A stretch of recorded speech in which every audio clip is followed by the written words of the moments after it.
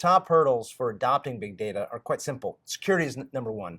The minute it goes from an experiment to something that people really want to deploy, they run into one really big basic issue, and that's security. How do I protect all the information that's going into the central enterprise hub? Well, there's certainly answers for that, and one of the best is data encryption, because most of the issue is data at rest. And when the data is encrypted on the drives, they're protected. Folks like Intel and Cloudera are working very aggressively on this topic. The second area has to do with a lot of complexity. Anytime you deal with open source, you're going to deal with very discrete operations. Linux can be difficult if you don't know what you're doing. So in order to unleash the power that's in, let's say, a big data offer, putting those configurations together in an easy to consume way is one way we tackle the complexity issue. The other thing that comes up has a lot to do with growth and capacity sizing. When people start putting the information, the sizing is fairly straightforward. But as more and more users come into place and more data comes into place, IT administrators ask fundamental questions like, how do I know how big this is going to be and how I can add to the big data cluster? Good news is Dell, Intel, and Cloudera have solved this problem. They work very closely on the security front, and they know what to do on the capacity front.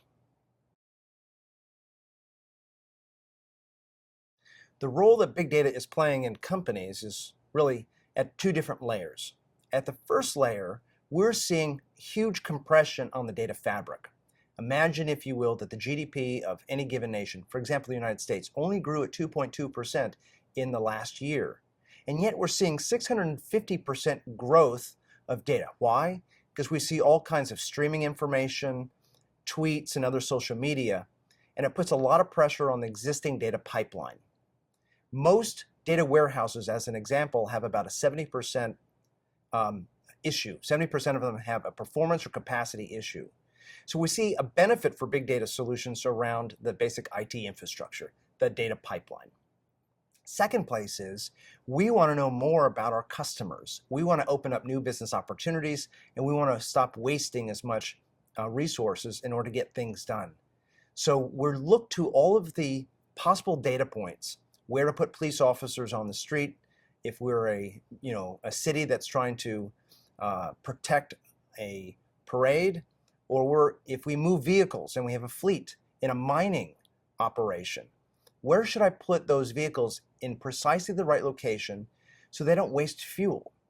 All of those are perfect examples of what we call advanced analytics, ways to understand how to make best use of all the people, plant, and resources.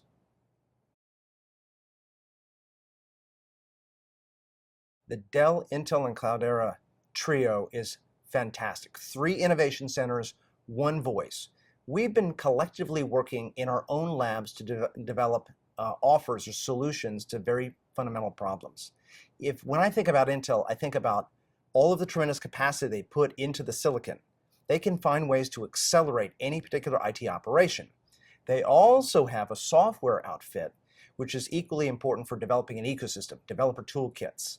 They've been working very closely with Cloudera on something called Project Rhino to elicit encrypted data at rest. Cloudera, it has the largest number of committers for Apache Hadoop. That's the major distribution, or that's the major project in the family of big data offers. They know precisely how to mature and develop that code, but on top of that, they have easy to use tools like Navigator. And they're using their resources in order to support customers to get after these big fundamental problems. Where Dell comes into place is that we build reference architectures and discrete configuration solution kits. But we also have a fantastic network of Dell Solution Centers across the globe.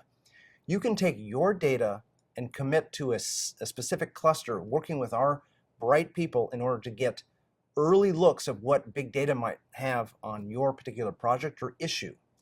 The 3 of us together, Dell, Intel, and Cloudera, are laser focused on making this a highly pervasive technology because it opens up new possibilities for customers and supports businesses in their core mission.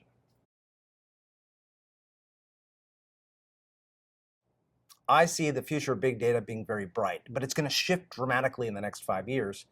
And the way I like to look at it is in three basic layers. The first layer is the business impact. We know that CEOs, CMOs, COs want answers now. And so the tendency to drive answers and results are going to drive a need for this kind of technology. Secondly, we're going to see a culture shift.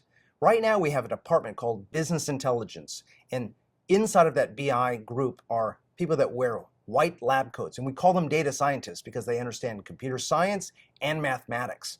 And we treat them as this, strange aliens. But over time, over the next 5 years, this is going to become part of the regular core team. In fact, it's going to be part of a regular part of everybody's life. We're going to be a data-driven culture, and we're going to believe that data and analytics are going to be part of how we make all kinds of decisions. Now, the last has to do with the technology. The technology for in-memory appliances, like the one we produce with Dell and Cloudera, focus very closely on doing real-time analytics, where we're streaming information, whether it's telemetry information from vehicles, or whether it's clickstream information from the web. This gives us the ability to hold all of that in memory and processes very quickly. That's one. The second is democratization. And as a result, self-service and multi-tenancy capabilities will be built into big data clusters. And the third one is Wi-Fi. It's interesting to know that once we have all this sensor information, we got to find a way to transmit it. So whether it comes through the communications through the telephone, or whether it comes through Wi-Fi hotspots that are lining a racetrack, like what we already see today in F1 races, Wi-Fi, in-memory, and self-service are the three fundamental technology categories that are going to reshape big data.